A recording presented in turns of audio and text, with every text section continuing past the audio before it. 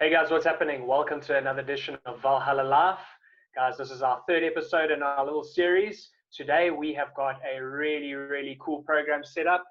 We've got a great guest on board, something a little different from what we've had previously. I'm just going to quickly introduce myself. I'm Daine Smit, the owner at dainesmit Corrective Training. We have Russ from CrossFit Sumba, Shilo from Strength Society, James Peters from James Peters Videography. And today we have a really special guest in with us today. Just a little bit of a backstory. I know him and myself go back quite many years. Very good friend of mine.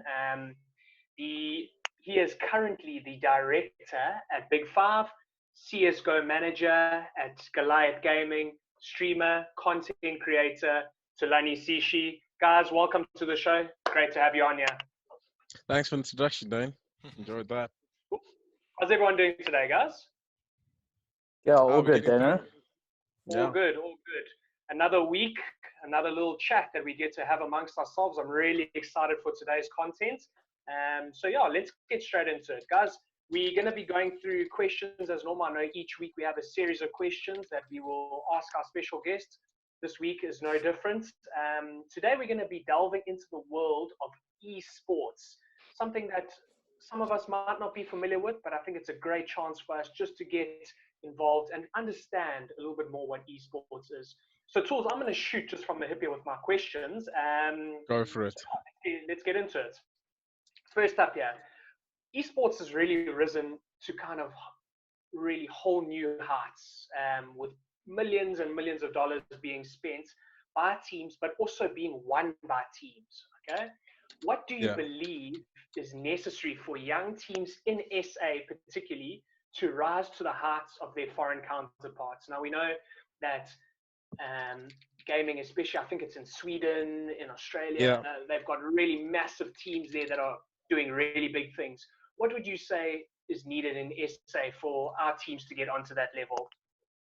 So before I even look at that in general, you would have to look at the ecosystem, the formal structures that are in place for players to either get involved in playing in tournaments or in teams, and then tournament organizers to be able to either muster up the funds or accessibility to actually be able to qualify and send teams overseas for them to compete, because the ecosystem isn't really as established and as developed. There needs to be a bit more innovation.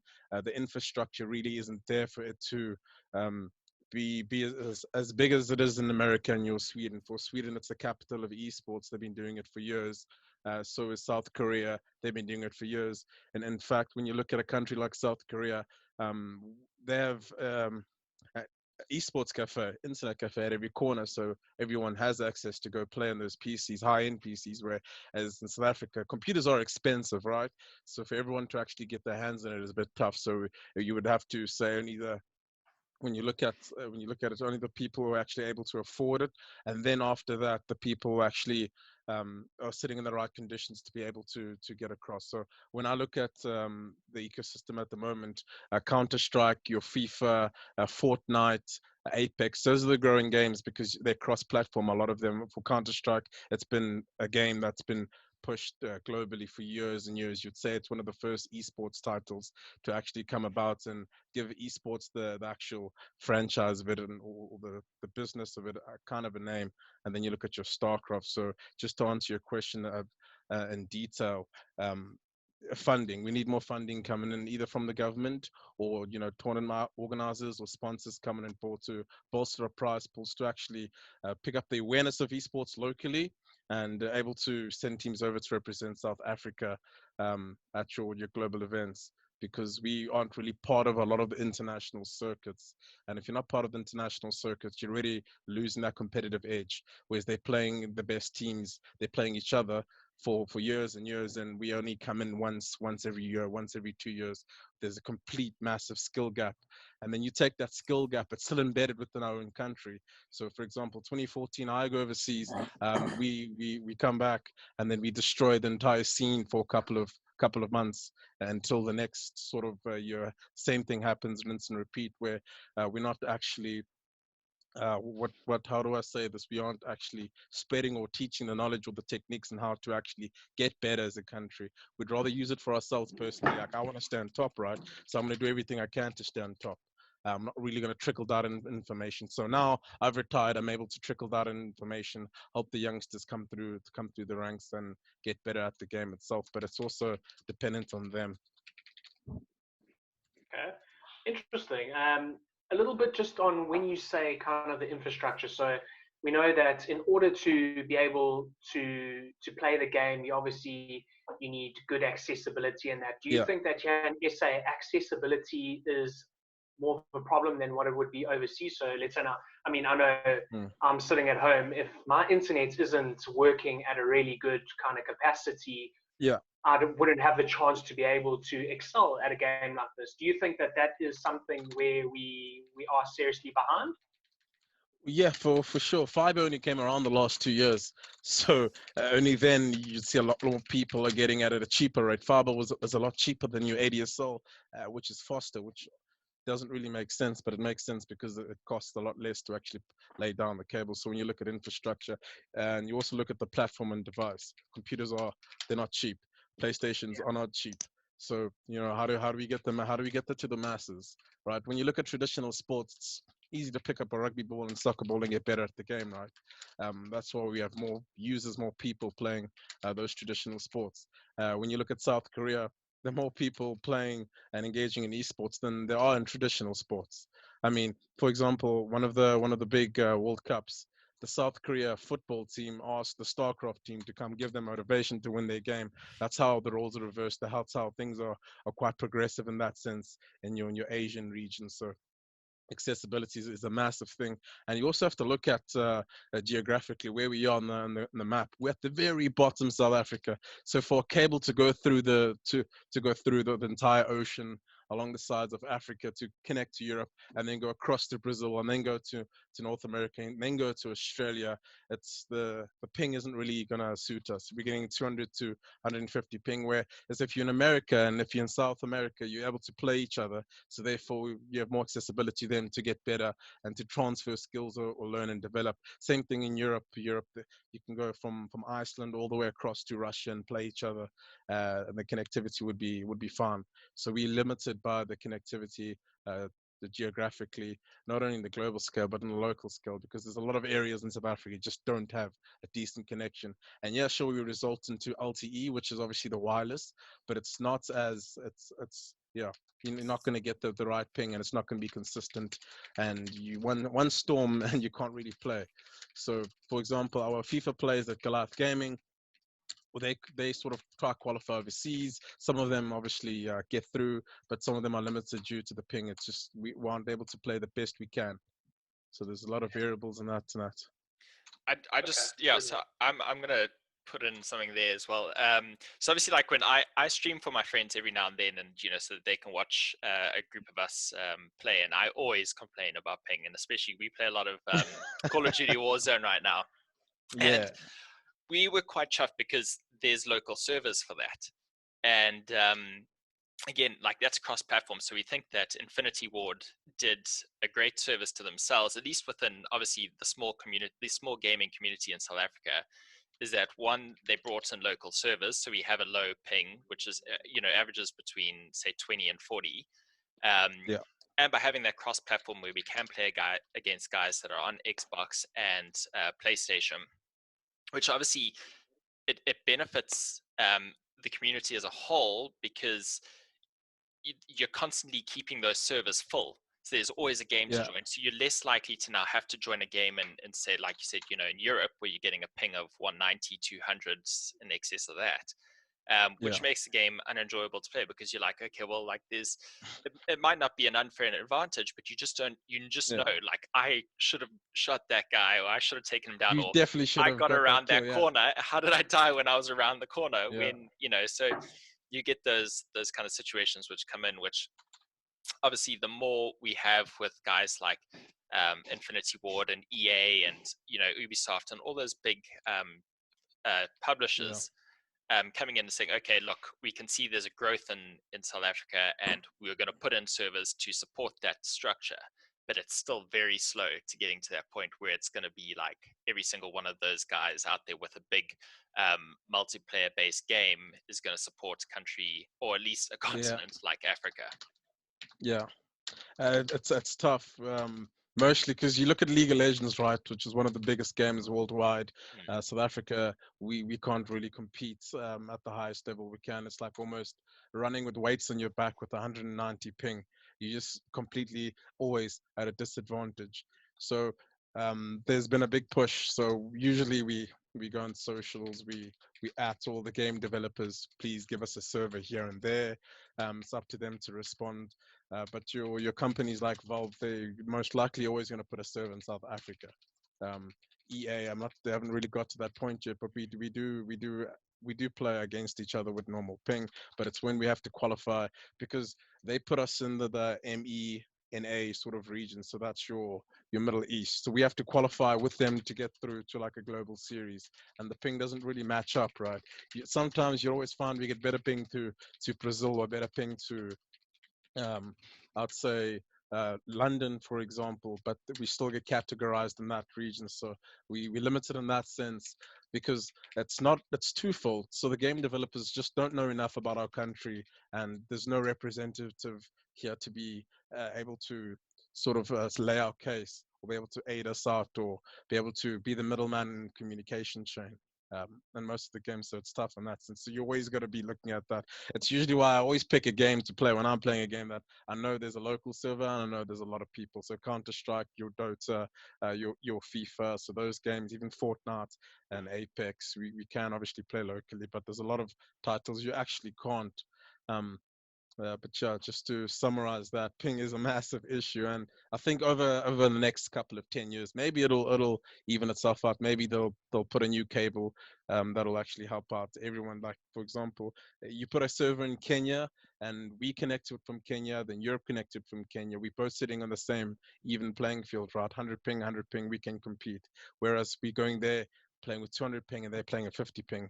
There's no real middle ground there. You see. Cool.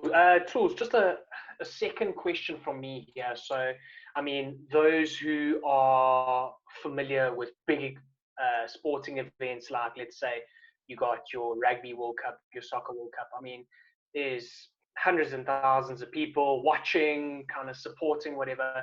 Can you briefly describe how a competition slash, let's say, a match would run in the esports world? I know that you've traveled. You said in 2014 you've been over to Europe. I think you've also been over to North America. Can you just give us a rundown of how would a competition run? So you would equate it to a normal traditional sporting event. For example, let's say you want to go to a Sharks game. How was it actually coming about? One, you have to be able to promote it. So you need your marketing agencies to promote the event. That's normal. You need the players, so you need 10 people on the server. If it's Counter-Strike, specifically, you need your players to be playing at a high level, competitive. You need the team to back those players, right? So for the Sharks players are backed by the Sharks. That's normal. Then you need your tournament organizer. So for rugby, it's the Super Rugby. They're the tournament organizers for the rugby. In gaming, you'd have your medal state, your game docs, your rage. We have a lot of tournament organizers. We have a lot, actually. And then you need your fan base and an event. So every year we have the Rage at Coca-Cola Dome. That fills up. You would call that your fan base or your spectators to actually fill out a stadium or fill out an arena or fill out an expedition. And from that, your technicalities, obviously, your PCs, if you're using a computer, if you're using a console, how you want to broadcast it. And rugby, it's always broadcasted on TV. That's stock standard, right? For esports, most of it is broadcasted on Twitch. That's how we gauge our viewership. This way we're able to accurately see how many viewers are actually watching the game. And not only that, they get to interact on the side chatting bar on Twitch. So you get your users interacting there. From that, you get your sponsors, your Nikes, your Adidas's, your Pumas, all those brands, your endemic brands, and then your non-endemic brands. Your non-endemic brands would be your Gillettes, or your brands that aren't really involved in making the game or producing the hardware. Those would be your non-endemic brands. They have to come on board too. They need to be able to market their product, market their service on someone, whether they put on a logo, etc. So everything is the same as traditional sports, but the technicalities are different. Whether how the game is played, who's playing the game, and what platform the game is being played on, and how you're going to be watching the game. Lately, a lot of it has been on Jinx TV and DSTV. A lot of the esports, CS mostly, that's been produced, and the tournaments being hosted. But that's one of the ways you actually get to watch the action. But it's not at that stage that viewership was. So internationally, viewership is increasing every year, breaking records everywhere, even locally.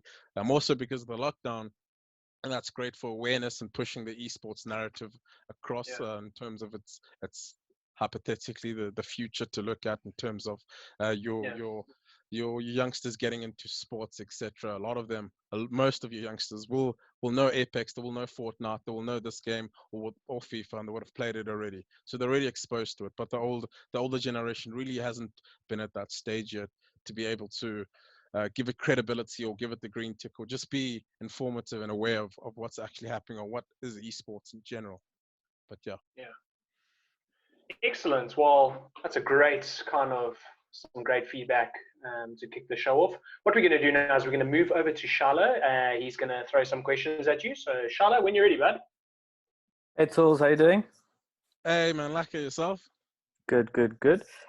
Sweet. So just to pick up from I think the answer to your last question, mine is more to do with the traditional sports. Do you think the growth of esports will discourage kids from playing your traditional sports at school? Do you think that's something that you can see happening? A bit of both here and there. So I'm gonna add that example to myself. So throughout high school, I was always involved in esports, competitive at the highest level. But I was also involved in rugby. I'd say local in KZN at quite a high level. I was still competing for my school, and then went on to the Sharks Academy. Played for clubs, played collegiate. So I was always involved in both. Same as Ryan Kinkowski. He was the same. I actually bumped into him at an event, and I was super surprised he was a gamer, an avid gamer as well, against my rival organization actually. So it was a bit of a bummer. Even like Andrew Holland, we grew up playing computer games together. So it's you sort of pick your path along the lines when you get older and when you grow, and it's down to your personality. So if you find yourself you're really good at a game, right, and you want to actually pursue it, so go for it. But if you're good at hockey, you're good at rugby, why not pursue that too? Why not do both? Because it comes down to how you manage your time, right? If you aren't managing your time right, you won't be able to delegate between, okay, I like playing Fortnite, how many hours I'm going to play that today? You got to rugby practice till 6. I still got to get your homework done, or you get your work done if you're out of school. So from then, it shouldn't discourage anyone from playing traditional sports. It didn't discourage me. It didn't discourage a lot of others, but it just gives an avenue and availability for them to pick another option. So if you aren't really good at rugby at all, it doesn't mean you have to play rugby or you have to play this sport or that or the next sport. But you're good at esports. You're RT savvy. You're tech savvy. And you know how to actually pick up a game and get better at it. So for me, you get a lot of people out there. So there's a player in America called Sonic. Any game he picks up, he's going to be great at it. Squash he picked up, he was great at it. The Counter-Strike he picked up, but he's great at it. Rocket League, another game, he was great at it. So he has a knack to become better. He knows how to use his cognitive functions to pick up a task and do it the best to his ability or learn how to. So that's how you got to sort of phrase it.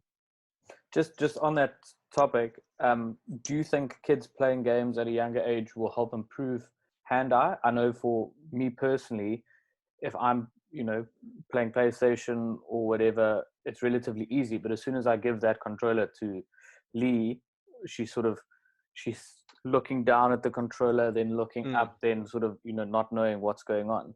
Do you think that it did maybe help improve your hand-eye? Personally, it did improve my hand-eye coordination. I look at actually other players, right? So they're able to beat a certain timer, whether it's reaction time, there's a game you play, improve the reaction time, all right? So for like, if I'm a new kid coming to them, same thing as rugby. It's going to take me a few tries to be able to understand, okay, cool, how does the ball actually spin? Where does it spin? How does it bounce? You got to train yourself to be able to pick up on those cues. And then you add the reaction time to be able to respond to them quick enough. Same thing in game, right? So if I'm playing Counter-Strike, you see your older players. There's a player called Forrest, 32 years old now, who has the reactions of a 16-year-old, because he's able to pick up a cue and respond to it. It's not just about response rate. It's your ability to actually use your cognitive functions to realize I have to react to these few things within a matter of X amount of time, and then you be able to process, okay, which one is how do I prioritize my reactions? Where does it go? Does my hand go over the ball, under the ball to make it spin faster to get to point A or Y? Same thing as Counter-Strike. Do I under armor flash? Do I step left or step right? What will help me get the better reaction time in the specific moment? So you got to train yourself that way, instead of just being able to react to everything as fast as possible. Yeah, I hear you.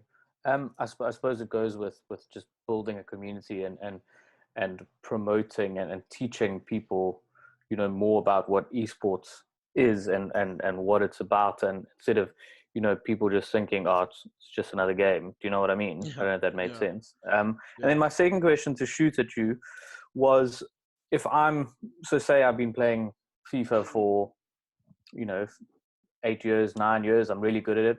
What steps would I take to, maybe get to a level like you were playing at or are playing at in terms of competing? How do I compete?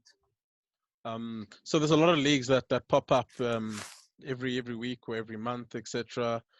So you're able to enter those leagues and be able to test out your skill there, right? So you join a league, you get smashed, you know exactly how you get smashed, whether it was the best player or the worst player. You're able to analyze your game, go back and do some studies. For me, I always watch the best players, try and mimic what they do, and then add sort of what I like to do on top of that. That's actually what you want to be doing. But if you're not doing that, there's a problem. So you just have to keep entering. I mean, you got to enter the lottery to win, right? And you enter as many times as possible. You're going to learn how to be a better gambler or a better player, and we'll go from there. And the best thing about esports is there's so many games under the banner of esports, right? There's about hundreds of games out there. There's about 20 that are extremely profitable and others that aren't really profitable, but you'll enjoy the game and you can get by. So you can go that way. So for me, I started with Warcraft, not good at it. I'm going to go to Counter-Strike, actually good at it. I'm going to continue here. Okay. And then can people actually make a living from it? Just playing Yeah, esports? for sure. So 2017, South Africa's best Counter-Strike team went over to America to actually live there, because they found out not only were the best here, but that's where you can improve the fastest in America. Language barrier mostly is the reason, and just be able to compete in the international circuit. And they're currently living there at the moment. It's three of the 5 players that went are living there, playing for the best organizations in America, earning tens and thousands of dollars, either winning events by endorsements or by salary. So it is locally, it's a bit harder than that. Locally, you have to be multifaceted. You can't just only be a player. You got to be a player. You got to be a streamer. You got to be a content creator. You got to be an ambassador for a brand or be able to engage in activations, etc. from certain brands. You can't just be a player in South Africa. Whereas elsewhere, you literally can get by doing that, because the circuit is more profitable. The tournaments have bigger prize pools, and just the industry is a bit bigger there. Okay, awesome, man. Thank you for that info. I think we're moving to Russell. Tools, how are you doing? All good. Yourself? Yeah, very well, thanks. First question: are you ever going to come back to the gym? Maybe. Well, not with lockdown. No one's going anywhere, dude. I'll tell you that much. But actually, I miss you guys a lot. I miss that place. That's a very convenient excuse. For sure. Yeah, I've really enjoyed the chat so far. I mean, relatively uninformed on the topic, so it's been very cool to hear everything. And I've got a lot more questions after hearing you talk than I had before.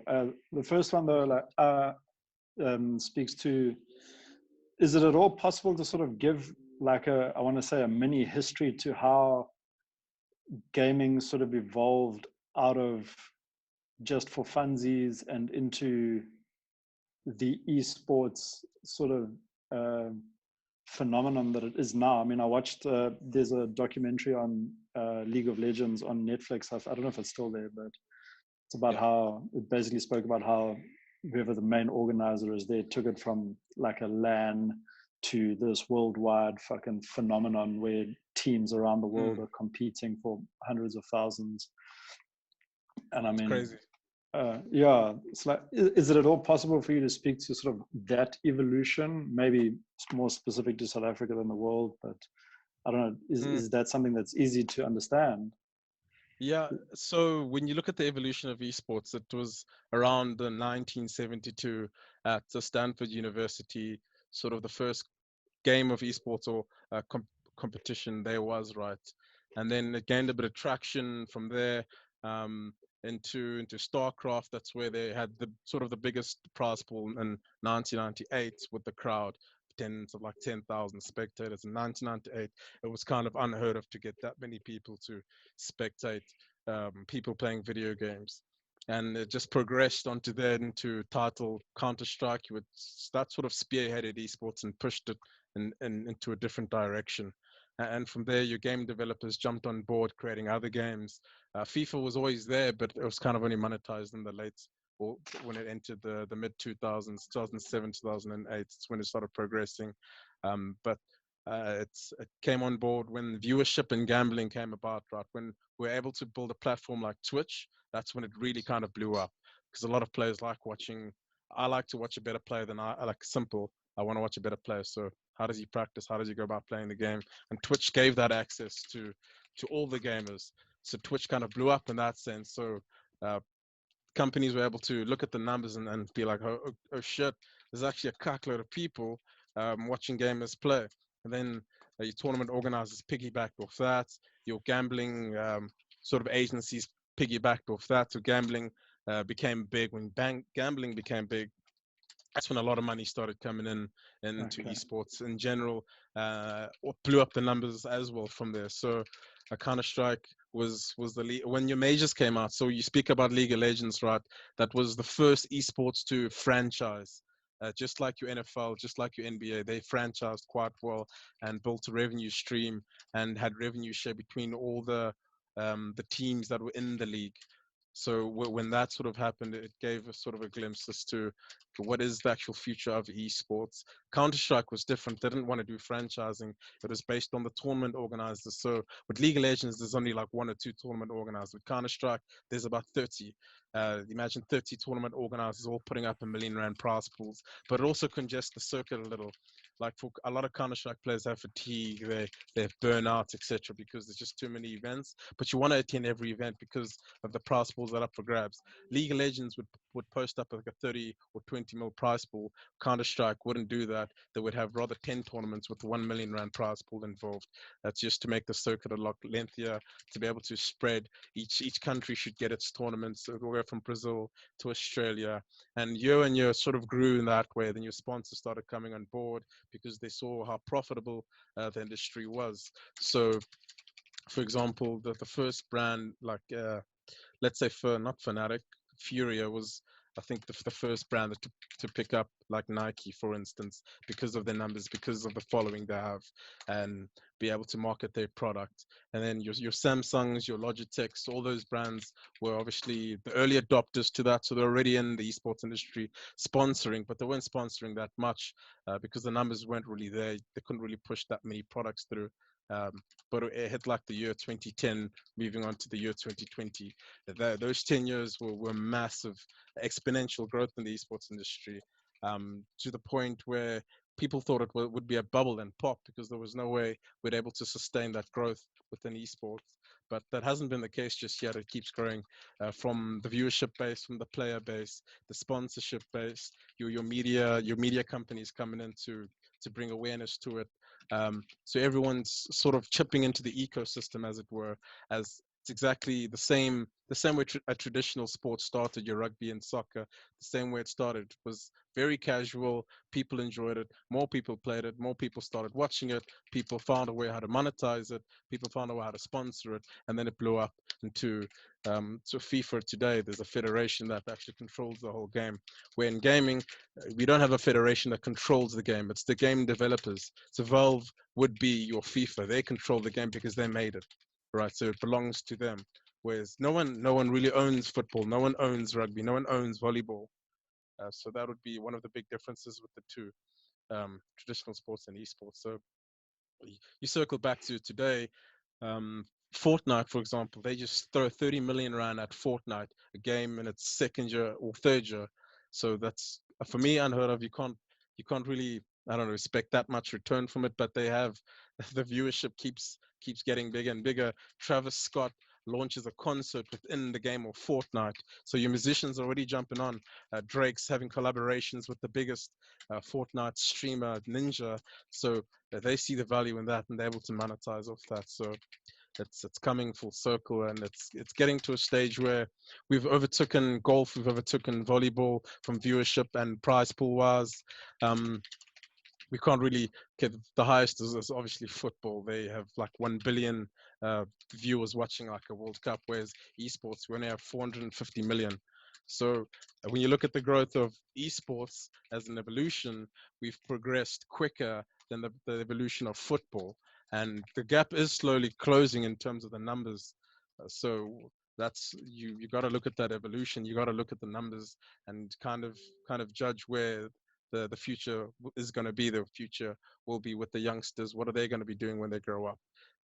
You know what I mean? Is it a bit of both? Is it solely only esports? Is it football and esports? Are they going to incorporate VR into football and make it one like sort of merger of the two?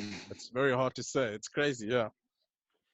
Yeah. So to build on that, the thing that sort of picks up for me is how quickly esports has evolved from just guys sitting in a LAN for a few hours, jawling, and then fucking off back to their cave, to this phenomenal sport and involvement and participation, and how quickly it's gone from, like you say, just a couple of guys playing to now where guys are putting in some incredible hours of training, actual training, that takes them out. And maybe this sort of evolution from this being a pastime to being an actual sport and life income for people will result in, I want to say, like, I don't like legislation, but will push people to saying we need a balanced lifestyle, like you've said, and like works for you, where people need to spend more time outside training, and then balancing that with the amount of time that they're behind a screen. So that's been a very hot topic lately in esports. Is there's no player break, right? So there's a player break, but they don't know when the player break is going to be. They don't know how to structure the player break. Do we have 3 player breaks with 1 month each, or do we have 1 player break for 3 months? Do we even have a player break at all? Do tournament organizers actually respect player breaks? We'd have a player break, but they would come out with a tournament of 10 million rand. And for me, I'm going to come out of my rest period to go compete. So there's that whole debate. And only recently you get your associations starting up to sort of lobby against not having player breaks, because there's burnouts to the point where teams are picking up extra players as substitutes to give player breaks instead of, there's being an off season. They'd rather just pick up 2 extra players, sub the 2 players with burnouts, and then sub them back in. You aren't going to really get the most competitive game and the best products for the spectator to experience. You're not going to get the best game possible when you do that, and that's all it is, right? You're trying to out of the teams, you want to play the best Counter-Strikes, and you want to be able to broadcast it, and you want to be able to sponsor, and you want to be able to cover it from the media perspective. And with the whole burnout aspect, we haven't really got a solid finance to how we're going to manage it or etc. So for franchising, League of Legends, they kind of got it right. So they have 2 seasons, and then between them they have off season, etc. But your Fortnite, your Counter-Strikes, your FIFA, all those other titles don't really have that in place just yet, because we're trying to avoid franchising for obvious reasons. But at the same time, we we need player breaks. There's been one player break in August every year, but it's not enough because there's always a tournament organizer who comes in with big cash. So the players kind of think, well, I kind of have to play now, right? So they have to come out of the player break, and they're not playing the best Counter-Strike. So therefore they get burnt out. So it's a bit of a tough one at the moment. The associations and the players, the player unions, etc., are all debating and speaking about it back and forth, but there's no solution just yet. Fascinating, man. I'm really look forward to following this and seeing where it goes. Thanks so much. No problem, no problem. Thulani, I wanted to touch on the whole the you're speaking about like mental burnout here in gaming, and a thing that I wanted to know is a lot of top athletes will have a psychologist or some kind of specialist that they'll go and see to that helps them get through, say, like the mental limitations that they can probably experience in their professional capacity, whether it's them playing or them preparing or practicing, whatever it may be. Is that something that's also now carrying over into the esports environment for the top gamers out there, where because a lot of the game that they play is not so much physical, but it is mental, and a lot of it is strategies and understanding certain techniques about particular games. Is there mental issues out there? Yeah, so sports psychologist only really came on into esports in the year 2017 up until now. Every big team you would see now from the top 8 in any category would have a sports psychologist. Again, because of Astralis. 2018, they picked up a sports psychologist. Well, late 2017, they picked up a sports psychologist, and they won the major that exact same year. So, and it was attributed to the sports psychologist, because they didn't have much BMT. They always buckle in the finals. So they got a sports psychologist and help them handle pressure, how to communicate under pressure, game preparation mentally and physically at some times, and was always there along the journey with them, and had such an impact that every esports team immediately saw the importance of it and picked one up. And that was just to supplement the physical trainers that we're having, but it wasn't really used. So, for example, the team in Cloud, one of the teams in America, Cloud9, are still yet to tap into all those competitive advantages, like your sports psychologists, your trainees, etc. But they're already sitting at a good seeding, and in America, sitting top 3 for me. So that's, imagine they add that, right? That will just huge sort of compound in the success, and they will just get much better at, in general. So when you look at sports psychologists coming in, I haven't really sort of seen the benefits of it face to face, or sit in a room and heard what they've had to say, or what techniques they implement. But we have one at Goliath Gaming at the moment. We haven't really tapped into him as much, but as soon as he came in, we saw a little bit of benefit from each player. You'll do one-on-one training with them, but as a holistic point of view, it's a new phenomenon. We don't know the right techniques a sports psychiatrist should implement within esports in general. It's very hard to find the right methods and techniques. There's new case studies like every month about how to do it proficiently, how to better engage with your players in general. So it's still up in the air as to what is the best technique and who's the best. Astralis' one is Mia Steelberg. So if you Google Mia Spielberg, she's written books, she's got podcasts out, and what she did for the Astralis team. They've actually got a new psychiatrist. That was the year 17, 18. She came in, she helped, but now they've got a new one who's doing an even better job. So it's kind of weird to see it like that. But again, it's progressive. We're still on our infancy stage in esports, so a lot still needs to be trialed and tested. Yeah, for sure. Cool. Yeah, so I think we have some other questions, like fan questions here, Daine. Yeah, so thanks, guys. I think those are really, really great questions that we sent across to tools. What we're going to do now is we're going to change the kind of the flow of things a little bit. We're going to tap into some fan questions, not exactly as in depth, a little bit more light-hearted, some of them. I think I'll kick it off. Tools, you spoke about, I think, on my question, we spoke about infrastructure and obviously computers being expensive.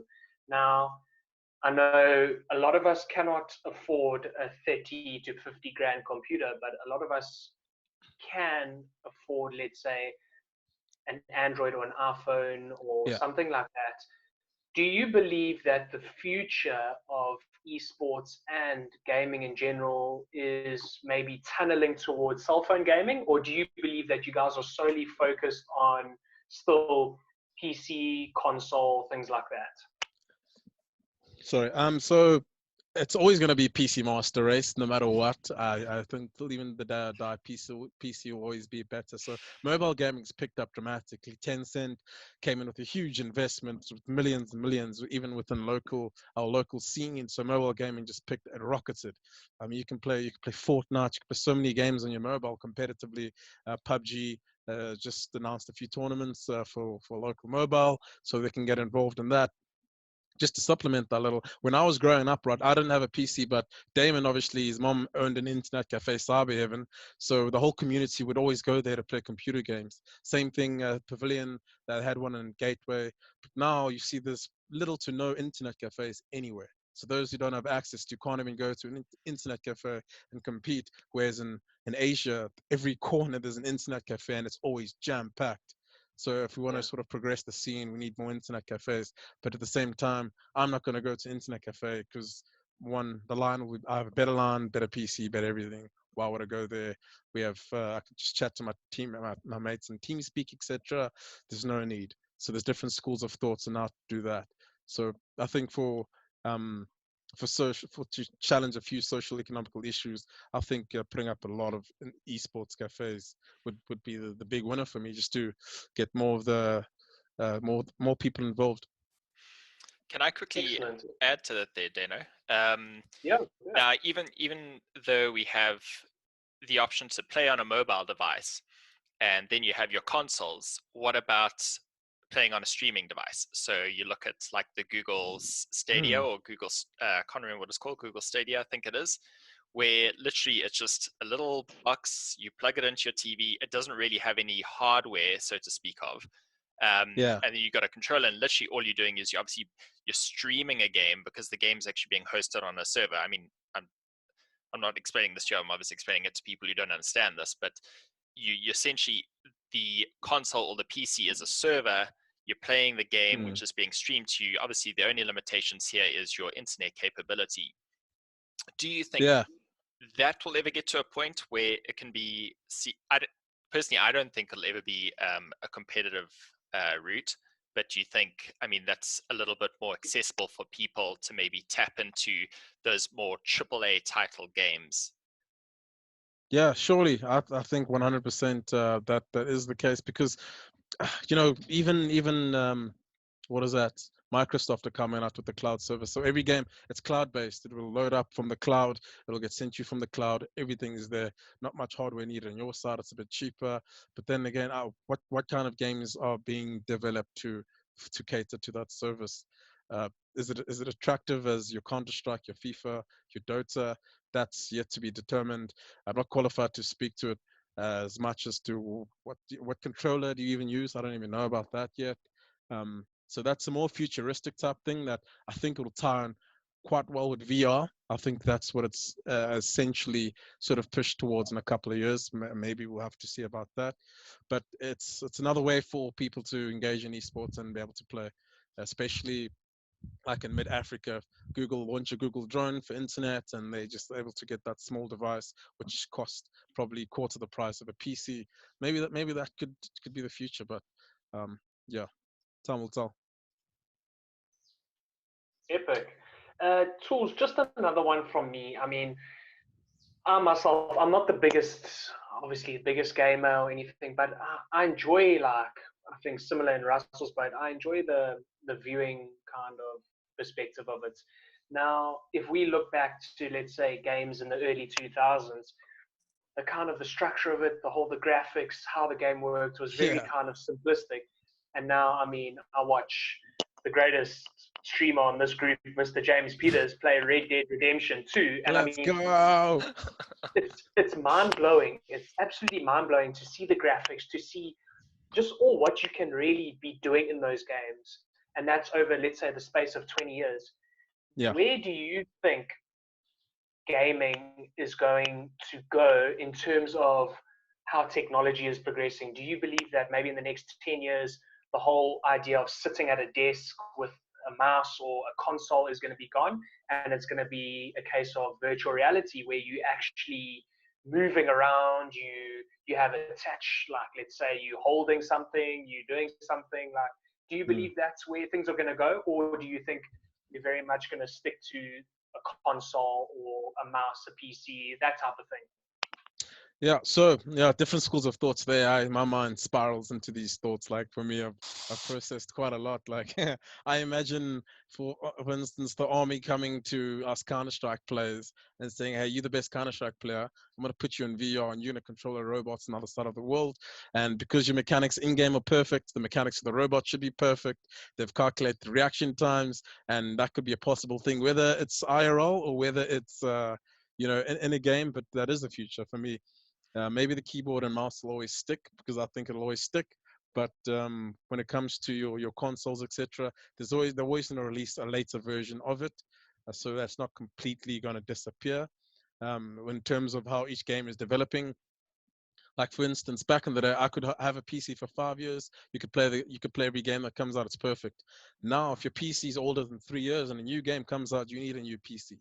Like it's just fact.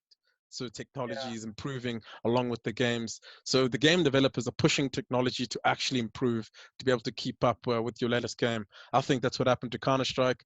1.6 was there. There was a big push from all the game developers to bring out a newer version. Therefore, newer PCs have to come out. Therefore, brands are selling more PCs. They work together collaboratively. So it's always going to be twofold like that. Crazy to think just how things can progress, and how the evolution of gaming is just slowly going up and up and up. It's incredible. I got one more little light-hearted question just from one of the fans, and that is PlayStation or Xbox? It's a tough one, eh? It's a tough one. I'm going to go ahead and say PlayStation, but I enjoy the Xbox controller, but I like PlayStation. So we'll have to just, put it a switch. But PC, like for sure, first. I was going to follow on with that. And say, so for somebody that wants to get into it, what is the best platform to start? Like, do they go with a PlayStation, whatever, or like a console-based gaming, or do they look at a PC?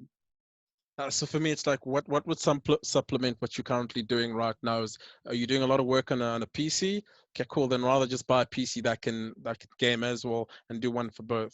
If you're not really if you don't do much work on the computer, okay, cool. Maybe you can get a console, with a small laptop here and there. But always try to hit two birds with one stone. So definitely get PC because you can play pretty much every game that comes out on PC for sure. Unless 95% of it come out on PC for sure. So you'll always be able to play. And when a game is cross-platform, PC is always going to be involved in that cross-platform, whether it's mobile, console, or PC. It's always available on PC. And PC is always going to offer you the best graphics possible to play a game. Where PlayStation, you can't really pull out a graphics card and put in a new one to get better graphics, or pull out the RAM, put in more RAM. You can do that with the PC. You can always upgrade it. That's another thing with the PC. You always want to be upgrading your PC, so you can do that. The laptop, only recently you're able to upgrade your laptops. But for me, PC is the most expensive, but at the same time, it's going to take you far. Awesome. And so what sort of price tag are you looking at for, I want to say like base level, just to be able to play games, not to be a competitive gamer? So there's a few seconds. So for me, I tell my friends, if you just want to get into it, buy a second-hand PC, see how it is. If you really enjoy it, then you can buy your first-hand PC. So you'd look at around maybe 9,000 to 12,000 rand for a decent PC. To buy a top of the range screen, it's like 6K, but you can obviously get away with the second-hand gaming screen for like around 3.5, 4K. Your peripherals, get keyboard. Usually your expensive keyboards go around for like 4K, 4,000 rand. Your expensive mouse would go for like 1,500 to 2,000. Your headphones would be around 6,000 to 67,000. But then you halve everything because you want to get a second hand. But at the same time, you can always get what do you say, a second, I wouldn't say second-hand mouse, but a lower grade version of the mouse you want, because you're just trying to enter the market and test the playing field. It's what I kind of did. I got a second-hand PC, second-hand everything. I jammed, I enjoyed it. Then from then, I actually didn't buy PCs. Every PC was sponsored after that, but but everything No, else you can just buy. that makes perfect sense. Yeah. Yeah, you can just buy a PC. So yeah, it gets like that. No, The better you get, the perfect. better. More prize money you can buy one, or you just get sponsored at your whole life. Up to you. Awesome. Thanks, man. That's a really cool answer. Right, guys. Any more fan questions coming out from our in-house speakers? Shilo, Yes. Jamo, got anything? You can go, Jamo, if you want. Thanks. Okay. All right. So I want to know what PC you currently have. Sure. Built. Okay, check the specs here, quick. Gemma, is that processor really fucking with you? Huh? So I actually prefer Intel. I'm a big fan of Intel, but I got an AMD. Shouldn't tell anyone. Yeah. But let me just check my specs here quick. So I got 1,000 tabs open. Yeah. I have a feeling James might be in your inbox after this call, just with some I can looking see for maybe- some mechanics to his process. So.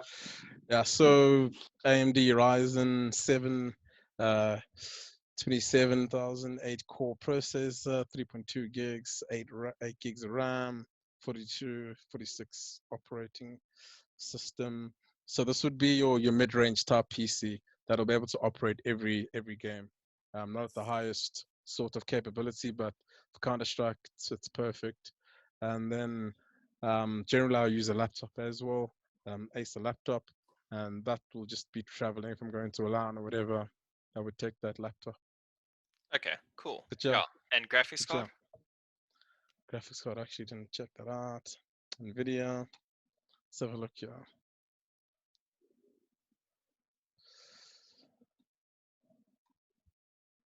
Man has been gaming on one of his other 8 screens while talking to us. Like a screen there and a screen over there, dude. I was just, I like it though. Like ever since I got a second screen, I can't go back to one. Like, no, I can never go back to one. I agree. Shit. I just figured out gallery view on Zoom. I feel you. Why is it not telling me exactly what it is, yeah? So you'd found, I'm one, like, there's gamers who are completely noob and just know how to play computer games, which would ideally be me. It's 1080 Ti, but Okay. for me, I just play games. Okay. I play banger games. So I'm the kind of, I love to build my computer. I've got a water cooled computer that I did myself, and Sick. so Nice. I love it. From building my own spec computer to obviously gaming at the same time, but it's it's definitely a big passion of mine. And I think the first time I got a computer, I actually found it on the side of the road when I was living in the UK, and I was like, okay, well, I'm going to take that. It was nothing special. It was just your base motherboard with the processor and a little bit of RAM, and then I bought a graphics card to put in there. But ever since then, it's always been I think a it's big part of me. And I personally think it should be like that. Same thing with me and my brother. We built our first computers. I mean, I didn't build our first computers. Because Damon's mom was obviously selling a few things here and there, so we took a few bits and pieces and we just put one together, and then we had a second PC. Boom. And ever since then, I've always known how to, like, if the RAM is bugging out or blue screen of death, you know exactly how to fix it because you built it yourself. Whereas you buy computers now and you don't know how to fix it. You have to sort of send it back to your whatever brand you bought it from and wait a whole month for them to send it back and fix it. It's pretty wild. So, it's quite interesting to see. So for me, yeah, you should be able to just know a few things around a computer, hardware-wise, for sure. Because even when you're selling it, you need to know what you're selling. Yeah, exactly. Because there's so many different components to a computer. Yeah.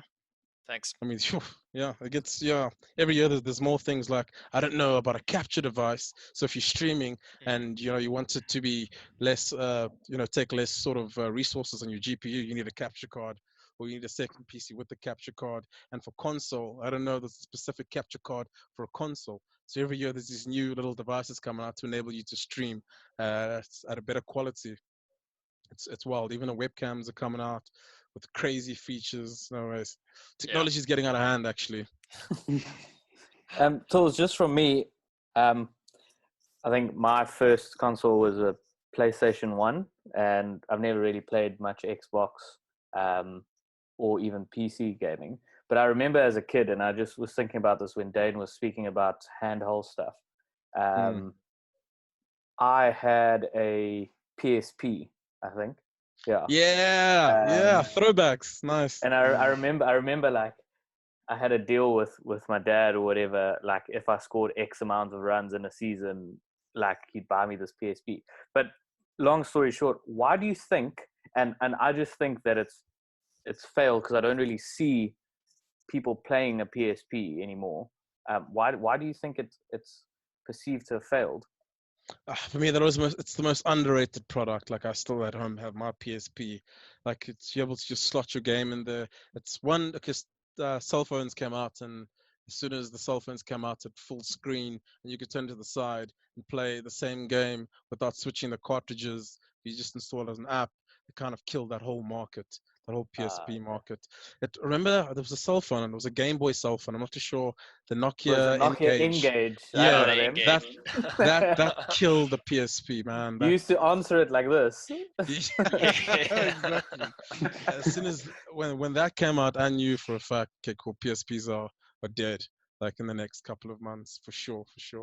Okay, So, and then I know for me, and again, I'm just do it for fun. Like I'll find myself sort of alternating between like FIFA, Grand Theft Auto, and Football Manager. Like those are my 3 games. I don't really buy any other titles throughout the year. Are there games like would you say that you play pretty much any and everything, or are there like specific games that you are like, okay, this is my chill time, I'm gonna play this? Or yeah, for sure. So during my competitive years, so I would never play more than one FPS game. So I wouldn't play Modern Warfare and play Counter-Strike because it changes your sensitivity a bit, the way you react, the pace of the game. It kind of distorts some of your senses in Counter-Strike. So I would play Counter-Strike, then I'd play a game like Dota, where it's just strategy-based. It's not a first-person shooter. So I play a different game like that, then I play FIFA. So I change it up like that. A lot of players obviously don't agree with that, so they'll play every FPS game but make Counter-Strike their main game with bullets here and there. And why am I missing? And I'm like, because you're playing 6 other games that are quite similar in the way you move, and your reactions aren't on point. Type vibe. For sure. Okay, yeah. awesome. That's really good to Yeah. know. Thank you for your time, dude. Appreciate it. No problem. Cool, guys. So I think that's all that we have for today. We're just going to do a little roundup here. I just want to thank all our in-house speakers, Russ Sonopul, Shilo Ramden, James Peters. Guys, again, thank you so much for bringing in your questions today. Some really awesome questions. And then a big thank you to our guest today, Thulani Sishi, bringing to light the esports world. It's been a pleasure having you on our Valhalla Life. So yeah, thank you for bringing some really awesome info to us, and I'm sure to many other people out there who are interested in esports and really maybe want to get into it a little bit more going forward. So yeah, thank you so much for your time, bud.